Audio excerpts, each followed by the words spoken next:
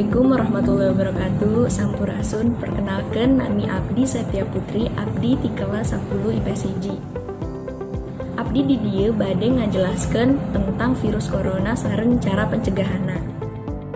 Anu pertama, naon itu virus corona? Virus corona nyaeta virus anu nginfeksi saluran pernapasan manusia. Nah, virus ieu asalna ti kota Wuhan, negara Cina. Selanjutnya, kumaha cara orang mencegahna?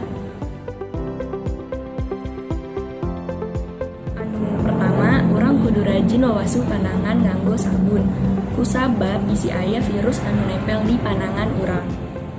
Nah, anu kadua, orang kudu rajin ngajemur atau manasan awak di hadapan panon poe minimal 5 menit. Urang kudu rajin konsumsi cai bodas sareng kadaharan anu ngandung vitamin C. Anu kaopat, urang kudu sadia hand sanitizer jeung nganggo masker saumpama urang gering.